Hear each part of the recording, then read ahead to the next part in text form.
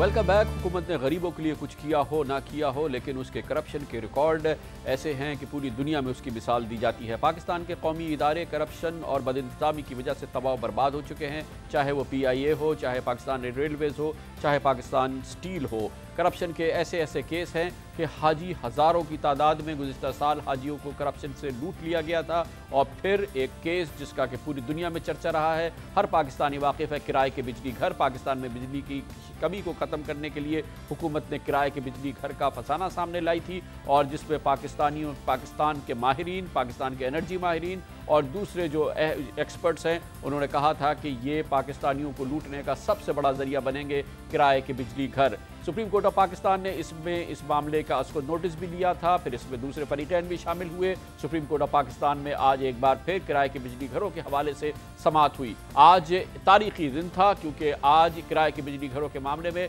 वफाकी काबीना के सीनियर वजीर और हुकूमत की सबसे बड़ी इत्तेहादी पाकिस्तान मुस्लिम लीग क़ाफ के सीनियर रहनुमा जनाब फैसल सालेह हयात सुप्रीम कोर्ट ऑफ पाकिस्तान में पेश हुए, और किराए के बिजली घरों को हुकूमत का सबसे बड़ा करप्शन स्कैंडल आज वफाकी काबीना के वजीर ने सुप्रीम कोर्ट ऑफ पाकिस्तान के सामने डिक्लेयर कर दिया। आज उन्होंने जो अहम बातें की, उन्होंने कहा कि मई 2008 में पेप्को के पास 19,500 मेगावाट की पैदावारी सलाहियत मौजूद थी। IPP से मजीद 6,000 मेगावाट बिजली भी मिल सकती थी।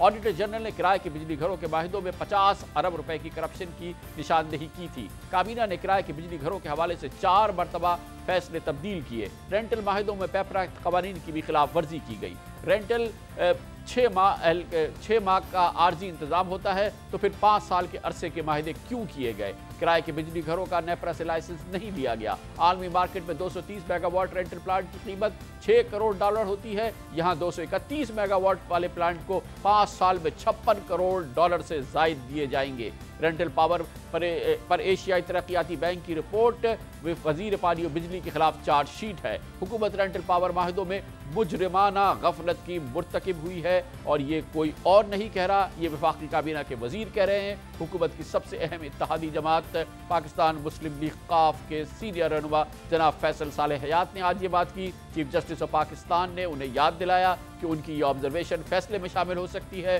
वो वफाकी काबीना के वजीर हैं।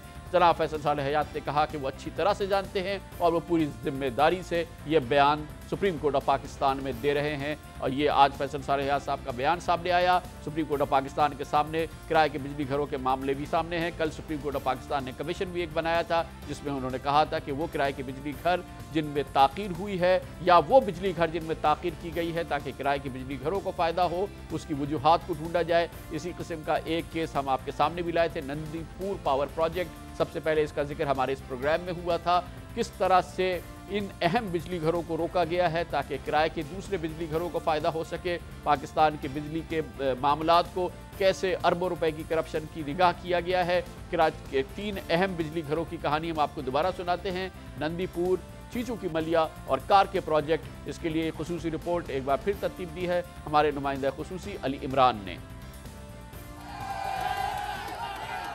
मुल्क में बिजली की किल्लत पर अवाम और कारोबारी अफराद में फैली बदतरीन बेचैनी बढ़ती जा रही है, लेकिन दूसरी तरफ 425 मेगावाट का नंदीपुर बिजली घर और इसकी मशीनरी अब तक कराची पोर्ट पर पड़ी जंग के निशाने पर है, और अब इस पर जंग के असरात मजीद वाज़ेह होते जा रहे हैं। यानी बिजली की चीखो पुकार कराची से खैबर तक, लेकिन 425 मेगावाट का बड़ा बिजली घर कराची पोर्ट पर पड़ा जंग के निशाने पर। इस बिजली घर में वजारत कानून की जानिब से रुकावट डाले जाने के अरसे के दौरान ज़्यादातर बाबर अवान वजीर कानून की हैसियत से काम करते रहे। बिजली घर का मुआहदा 28 जनवरी 2008 को किया गया, और इस मंसूबे के लिए 10% नाकाबिले वापसी एडवांस पेमेंट या तकरीबन $3 करोड़ कौमी खजाने से मई 2008 में दिए गए। इस बिजली घर की मशीनरी 4 अप्रैल 2010 से 7 जुलाई 2010 तक 3 जहाज़ों के जरिए कराची पोर्ट पहुंची। माहिरीन के मुताबिक इस पावर प्लांट से मिलने वाली बिजली रेंटल पावर प्लांट से कहीं सस्ती और मौजूदा IPP से भी तकरीबन 1 सेंट फी यूनिट सस्ती है। रवां साल अगस्त में आज कामरान खान शो में रिपोर्ट चलने के बाद ही KPT को मशीनरी पर आयद 15 से 20 करोड़ रुपए का जुर्माना माफ करके वजारत कानून को इस बिजली घर की राह में रुकावट फौरी तौर पर दूर करने का हुक्म दिया गया। ताहम अभी तक मशीनरी पोर्ट पर पड़ी बोसीदगी के खतरे का शिकार है। मुझे आप ये बताएं कि 14 अरब की मशीनरी कराची पोर्ट में पड़ी हुई है 1 साल से, और मिनिस्ट्री ऑफ लॉ उसके अंदर जो ऑपरेशन करके बैठी हुई है। हालांकि इस सूरत में ये होता है कि आप एक सिंपल है कि उनसे बैंक गारंटी लें और रिलीज़ कराएं कि जो डिसीजन होगा हम उसको मानेंगे, ताकि मुल्क में बिजली आना तो शुरू हो। बैंकिंग ज़राए के मुताबिक 14 अरब रुपए की इस मशीनरी पर अब तक 2 अरब रुपए से ज़ायद का सूद बन चुका है। मशीनरी पोर्ट पर पड़ी है और सूद का मीटर चलता जा रहा है। इस मंसूबे के बारे में बैरूनी बैंक्स की जानिब से रकम दिए जाने की तारीख 31 अगस्त तक थी, जो अब ख़त्म हुई। ये भी इत्तलात हैं कि मुसलसल ताख़ीर से नाराज़ चीनी कंपनी ने मोबिलाइजेशन चार्जेस की मद में $20 मिलियन की रकम तलब कर ली है, जबकि अब इस मंसूबे की लागत में भी इजाफे का खदशा ज़ाहिर किया जा रहा है। सिर्फ यही नहीं बल्कि रेंटल पावर प्लांट से कहीं सस्ते 525 मेगावाट के चीकू की मलिया का मंसूबा भी कौमी ख़जाने से दिए जाने वाली एडवांस नाकाबिले वापसी रकम अदायगी के बावजूद मुकम्मल नहीं हो रहा, और इस मामले में भी हुकूमत पाकिस्तान की जानिब से सरकारी गारंटी देने में मुजरिमाना सुस्त रवि का मुजाहरा किया जा रहा है। अब चीनी कंपनी की जानिब से यह पैगाम दिया गया है कि ताख़ीर के दौरान मंसूबे की लागत बढ़ गई है, लिहाजा इजाफी कीमत को मंसूबे में शामिल किया जाए। दूसरी जानिब एक खुसूसी कार के बिजली घर से कौमी खजाने को अरबों रुपए नुकसान पहुंचाने का सिलसिला जारी है। इस प्लांट की असल कमर्शियल तारीख 7 अप्रैल 2010 थी। मुआहदे के तहत अगर रेंटल पावर लगाने वाली कंपनी मंसूबे में ताख़ीर करे तो इस पर लगने वाला जुर्माना माहाना रेंटल का 33% या 22 करोड़ रुपए ठहरता, और यूं तकरीबन 9 माह ताख़ीर का जुर्माना 66 करोड़ रुपए हो सकता था, जिसे हासिल करने की जहमत ही नहीं की गई। पैपको की जानिब से कार के प्लांट के खरीदार लाखड़ा बिजली घर को माहाना तकरीबन 40 करोड़ रुपए बिजली बनाने के लिए दिए जा रहे हैं। You are still paying for capacity, are you not? You're still paying for the rental, are you not? तो खुदारा आप इसी को अगर आप पैसा आप दे देते पेपको को और वो अपने प्लांट्स को अपग्रेड कर लेते, ताकि उसी गैस के ज़रिए जो इनको फ्यूल मिलता है आप उसको दुगनी पावर प्रोडक्शन कर सकते हैं। जबकि लाखड़ा बिजली घर एक बैंक करप्ट कंपनी थी और इसे नेशनल बैंक के साबिक सदर सैयद अली रज़ा के दौर में कर्ज दे दिया गया ताकि एडवांस रकम कारके के ताकतवर मालिकान को दी जा सके। प्रोग्राम आज कामरान खान के साथ के लिए कैमरामैन मोहम्मद रेहान के साथ अली इमरान सैयद, जियो न्यूज़, कराची। ये वो दिलखराश हक़ाइक़ हैं जिन्हें सुन के देख के माहिरीन सर पकड़ लेते हैं। आज सुप्रीम कोर्ट ऑफ पाकिस्तान में इसकी बाज़गश्त हुई और आज अहमियत इस बात की ये है कि ये तमाम दलाइल और भरपूर दलाइल के रेंटल पावर प्लांट्स अरबों रुपए की करप्शन का हुकूमती स्कैंडल है, खुद हुकूमत के एक सीनियर वजीर ने दिए। इस मौके पर मौजूद थे सुप्रीम कोर्ट ऑफ पाकिस्तान में हमारे नुमाइंदा खुसूसी अब्दुल क़य्यूम सिद्दीकी, जो हमें इसकी मज़ीद तफसीलात फराहम करेंगे। बहुत बहुत शुक्रिया क़य्यूम सिद्दीकी साहब। आज बहुत अहम ये दिन था क्योंकि वफाकी वज़ीर हाउसिंग जनाब फैसल साले हयात हुकूमत के ख़िलाफ़ इस करप्शन स्कैंडल के दलाइल दे रहे थे और साबित कर रहे थे। और बताइएगा कोर्ट ने इस पर क्या रद्द अमल था और इसका क्या असर होगा मजमूई तौर पर इस केस पर? कामरान साहब, अभी ये जो फैसल साले हयात के जो उन्होंने अपनी आईनी दरख्वास्त में नुकात उठाए हैं, जिनका जिक्र आपने बहुत तफसील के साथ किया, ये उनके दलाइल हैं। और इसके बाद जाहिर है कि वजारत पानी और बिजली और नेपरा और जो दीगर फरीकैन हैं उनका जवाब आएगा। लेकिन आज जब सुप्रीम कोर्ट ऑफ पाकिस्तान में फैसल साले हयात ये हैरान कुन अदाद शुमार अदालत के सामने पेश कर रहे थे, तो मुझे याद है इससे आप अदालत का जो है वो रिएक्शन जो है वो जांच सकते हैं कि जस्टिस खिलजी आरिफ हुसैन ने ये कहा कि हम जब सुबह उठते हैं तो हम ये दुआ करते हैं कि हम मुल्क के लिए कोई अच्छा या बेहतर काम करें, लेकिन काबीना के अरकान लगता है कि वो कुछ और मांगते हैं। इसी तरह से चीफ जस्टिस ऑफ पाकिस्तान जब ने इस बात पर भी बहुत हैरानगी का इजहार किया जब फैसल साले हयात ने ये बताया कि 25-25 साल पुराने ये पावर प्लांट्स की मशीनरी जो है वो दरामद की गई है और इसकी इंस्पेक्शन तक नहीं की गई, जिस पर वहाँ पर मौजूद जो WPP के डायरेक्टर फाइनेंस थे उनसे जब अदालत ने पूछा कि क्या इसकी कोई फ़िज़िकल इंस्पेक्शन की गई है, तो उनका जवाब इनकार में था कि इस किस्म की कोई फ़िज़िकल इंस्पेक्शन नहीं की गई है। जबकि इसके अलावा फैसल साले صالح حیات نے ایک بہت اہم جو ہے وہ نقطہ بھی عدالت میں اٹھایا، اور وہ یہ تھا کہ پیپرا رولز کی جو ہے اس میں خلاف ورزی کی گئی ان تمام معاہدوں میں، اور اسی طرح سے ان کا یہ کہنا تھا کہ جو آر پی پیز کے معاہدے کیے گئے ان میں صرف ایک شخص اقبال زیڈ احمد کو 5 جو آر پی پیز کے معاہدے ہیں وہ ان کا کانٹریکٹ دیا گیا، اور اس حوالے سے موبلائزیشن ایڈوانس کی مد میں اربوں روپے دیے گئے۔ اور یہاں پر آج فیصل صالح حیات نے ایک اور اہم انکشاف بھی کیا کہ آپ کو یاد ہوگا کہ اسی کیس میں سپریم کورٹ آف پاکستان نے ان پاور جنریشن کمپنیز کو جنہوں نے پیداوار شروع نہیں کی تھی اور ایڈوانس رقم لے لی تھی، ان کو رقم جو بینک گارنٹیز ہیں وہ واپس کرنے کا کہا تھا۔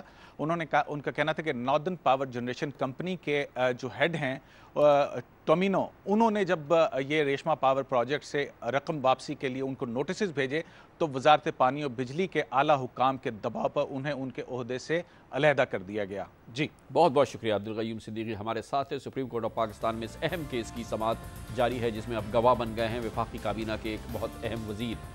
کمرشل بریک اور اس کے بعد ذکر کریں گے لاہور میں کل شہباز شریف پاکستان مسلم لیگ نون اپنی سیاسی قوت کا سب سے بڑا مظاہرہ کرے گی، اور اس کے 2 روز بعد تحریک انصاف اور عمران خان۔ اس کا ذکر کرتے ہیں کمرشل بریک کے بعد۔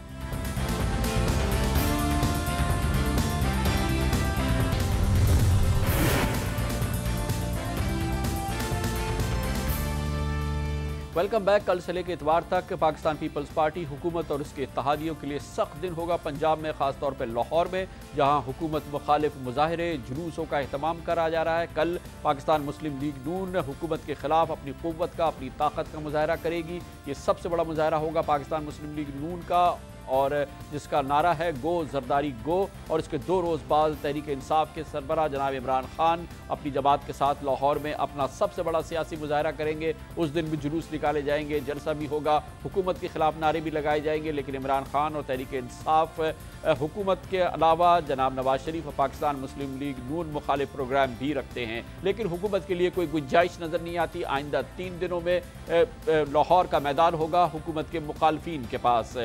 کل لاہور میں جو پروگرام ہے اس میں ریلی بھی نکالی جائے گی، اور 2 بجے یہ ریلی ناصر باغ سے نکالی جائے گی، اور اس کا اختتام بھاٹی گیٹ پر ہوگا۔ کل ریلی کی قیادت خود وزیر اعلیٰ پنجاب شہباز شریف کر رہے ہیں، اور قائد حزب اختلاف چودھری نثار علی خان ہوں گے۔ ابھی نواز شریف صاحب اس ریلی میں شریک ہونے کا ارادہ نہیں رکھتے۔ اطلاعات کے مطابق فیصل آباد میں جو اس کے بعد پاکستان مسلم لیگ نون کا بڑا پروگرام ہے اس میں نواز شریف صاحب جائیں گے۔ کل لے کے اتوار تک کیا ہوگا اور اس کے آگے کیا ہوگا لاہور میں، پنجاب میں، کیا پیپلز پارٹی کے لیے اب بھی کوئی گنجائش باقی ہے؟ یہ ہم پوچھنے کے لیے جاتے ہیں لاہور، جہاں پر ہمارے ساتھ موجود ہیں پاکستان کے ممتاز صحافی اور تجزیہ کار اور ایڈیٹر جناب مجیب الرحمان شامی۔ بہت بہت شکریہ شامی صاحب۔ کل سے آپ مظاہرہ دیکھیں گے اور اتوار تک پاکستان پیپلز پارٹی حکومت کے لیے یہ بڑا کڑا امتحان کا دور ہے، لیکن یہ بتائیے گا کہ یہ تاثر کیا اب بھی مضبوط ہے یا موجود ہے کہ لاہور سمیت جو پنجاب کے بڑے شہر ہیں اس پر غلبہ اب بھی پاکستان مسلم لیگ نون کا، نواز شریف کا ہے؟ ہاں جی، اس میں کوئی شبہ نہیں کہ پنجاب کے جتنے بھی شہر ہیں ان میں غلبہ مسلم لیگ نون کو حاصل ہے، اور پاکستان پیپلز پارٹی ان شہروں سے ہاتھ دھو چکی ہے، اس کو کوئی ان سے امید نہیں رہ گئی، اس لیے اس کی امیدیں بھی عمران خان سے وابستہ ہیں۔ گویا وہ سمجھ رہی ہے کہ عمران خان اور مسلم لیگ نون کی جو لڑائی ہوگی اسی سے کوئی نتیجہ نکلے گا۔ اس کی توجہ دیہاتی علاقوں پر مرکوز نظر آتی ہے، اور خاص طور پر جنوبی پنجاب میں، اور شہروں میں اس کی کوئی سپیس نہیں ہے اس کے پاس۔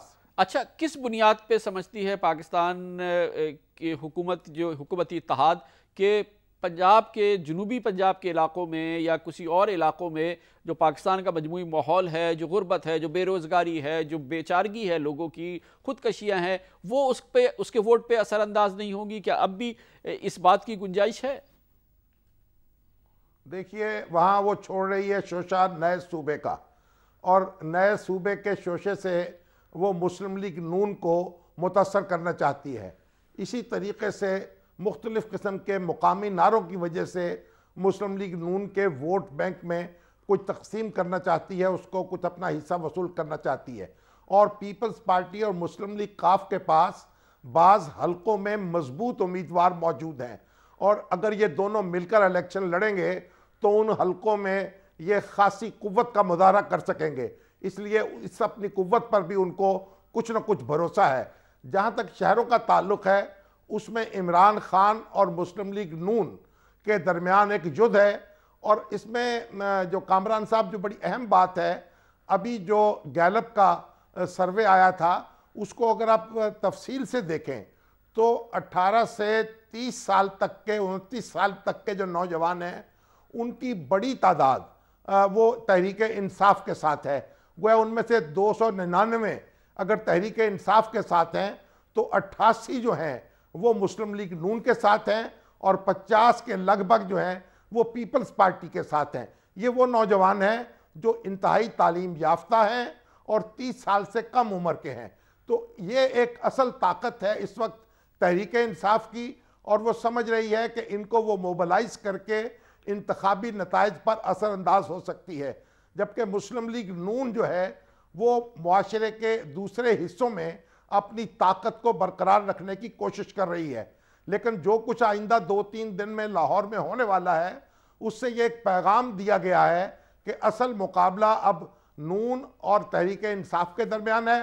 اور بہت سے مبصرین کا یہ کہنا ہے کہ مسلم لیگ نون نے تحریک انصاف کو اپنا سب سے بڑا حریف تسلیم کر لیا ہے, اور یہ عمران خان صاحب کی ایک بڑی کامیابی ہے. بہت بہت شکریہ جناب شامی صاحب ہمارے ساتھ تھے. کمر سے بریک اور اس کے بعد ذکر ہوگا غربت کے اس دور میں بھی حکومت چوکی نہیں 4 نئے وزارتیں بنانے کا اعلان کیا. 200 کروڑ روپے سے زائد خرچ ہوں گے ایک سال میں ان 4 نئی وزارتیں بنانے پر. لیکن 18ویں آئینی ترمیم نے جو حکومت سے کہا تھا اس کا بھی مذاق اڑایا گیا ہے اس فیصلے کے تحت. اس کا ذکر کریں گے کمر سے بریک کے بعد.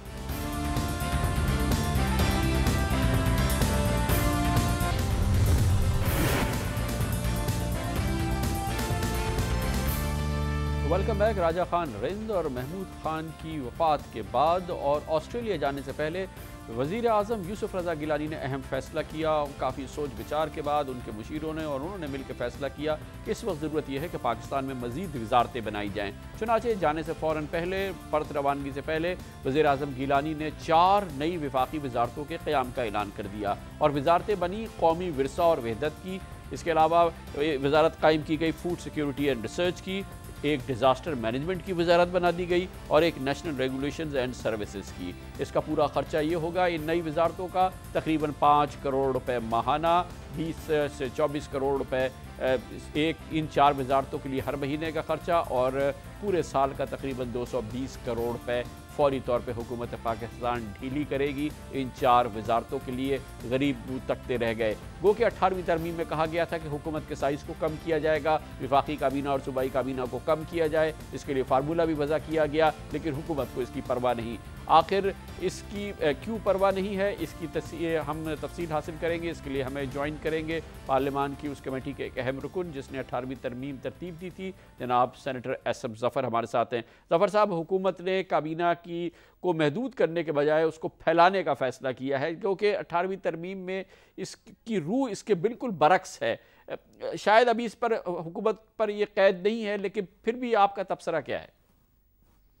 پہلے آپ کو میں آئین کی ترمیم کا ذکر کر دوں کہ وہاں پہ ذکر ہے کہ 11% سے زیادہ کابینہ نہیں ہوگی, اور یہ ہماری 18ویں ترمیم جو بنائی گئی تھی اس وقت بھی یہ سوال اٹھا تھا کہ اس کا اطلاق فوراً ہو جانا چاہیے, لیکن یہ اطلاق فوراً نہیں کیا گیا اور کہا یہ گیا کہ جب آئندہ انتخابات ہوں گے تو اس وقت جو کابینہ آئے گی یہ اس پر اطلاق ہوگا. وجہ اس کی یہ تھی اور اس کی وجہ آج بھی چل رہی ہے کہ افہام و تفہیم کا لبادہ اوڑھ کر موجودہ حکومت کی پالیسی یہ ہے کہ کچھ لو اور کچھ دو کی پالیسی پر چلنا ہے. اور جس وقت ہماری کمیٹی کام کر رہی تھی تقریباً تمام سیاسی جماعتیں جو اس کمیٹی میں موجود تھیں یا بہت ساری سیاسی جماعتیں جو اس کمیٹی میں موجود تھیں ان کے وزراء کرام کابینہ میں موجود تھے. اگر 11% کی قدغن اس دفعہ سے لگا دی جاتی جو کہ لگا دی جانی چاہیے تھی تو پھر بہت سارے وزراء کو جانا پڑتا, اور اس لیے کوئی بھی اس کے لیے تیار نہیں تھا. لہٰذا باوجود اس کے کہ یہ ایک اچھی ترمیم تھی ہم نے اس کو 18ویں ترمیم میں داخل بھی کر دیا, لیکن اس کا اطلاق آئندہ کے انتخابات کے بعد ہوگا۔ بہت شکریہ جناب سینیٹر اعصم ظفر۔ دوسری طرف پاکستان کے وفاقی وزیر خزانہ، پاکستان کے وفاقی وزیر تجارت اور درجنوں ارکان پارلیمنٹ ایسے ہیں جن کی اب پارلیمنٹ کی رکنیت معطل ہوئے ہیں۔ ایک ہفتے کے قریب وقت گزر گیا ہے۔ گزشتہ جمعے کو الیکشن کمیشن آف پاکستان نے 231 اراکین پارلیمنٹ جس میں وفاقی کابینہ کی کثیر تعداد شامل تھی، ان کی رکنیت پارلیمنٹ کی منسوخ کر دی تھی کیونکہ ان حضرات نے قانون کے مطابق اپنے اثاثوں کے گوشوارے جمع نہیں کرائے تھے الیکشن کمیشن آف پاکستان کے پاس۔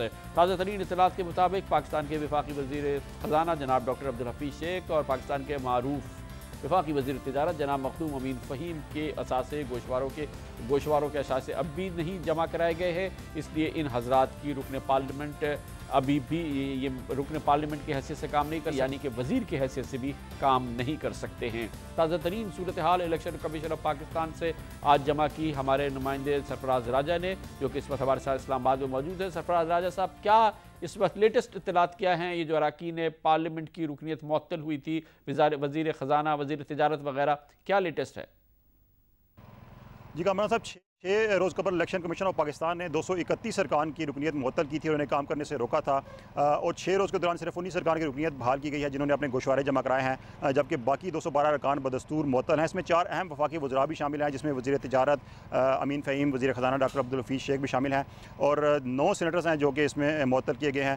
لیکن ہم نے دیکھا ہے کہ جو بھی وزراء ہیں وہ اپنے جو فرائض ہیں بدستور انجام دے رہے ہیں۔ اس کے علاوہ عوامی نمائندگی ایکٹ 1976 کے تحت ان ارکان کو روکا جاتا ہے کام کرنے سے۔ الیکشن کمیشن کا جو نوٹیفیکیشن آتا ہے اس میں واضح طور پر کہا جاتا ہے کہ یہ ارکان اس نوٹیفیکیشن کے اجرا کے بعد سے اپنے فرائض سر انجام نہیں دے سکتے، لیکن ہم نے دیکھا ہے کہ ان میں سے کئی ارکان سینٹ کے اجلاس میں بھی شریک ہو رہے ہیں۔ وفاقی وزراء منظور بھٹو بھی آج کے اجلاس میں شریک تھے، اور یہ جو الیکشن کمیشن کے رولز ہیں ان کی کھلی وائلیشن ہے۔ اس حوالے سے جو الیکشن کمیشن کام سے ہماری بات ہوئی، ان کا کہنا ہے کہ یہ جو کاپی ہوتی ہے نوٹیفیکیشن کی، یہ چیئرمین سینٹ اور اسپیکر کو بھیج دی جاتی ہے، اور اسپیکر اور چیئرمین سینٹ کا یہ کام ہے کہ وہ ان ارکان کو اجلاس میں شرکت کرنے سے روکیں، لیکن ایسا نہیں ہو رہا، اور قانون شکنی وہی لوگ کر رہے ہیں جو جن کا کام قانون سازی ہے۔ بہت بہت شکریہ سرفراز راجہ ہمارے ساتھ ہے۔ اگر وفاقی وزراء اراکین پارلیمنٹ قانون کی اس طرح سے تجزیہ بکھیریں گے تو عوام بیچارے کیا کریں گے؟ اس کے ساتھ ہی ہمارے آج کے پروگرام کا اختتام ہوتا ہے۔ کل آپ سے پھر ملاقات ہوگی۔ کل تک کے لیے کامران خان کو اجازت۔ اللہ حافظ ناصر۔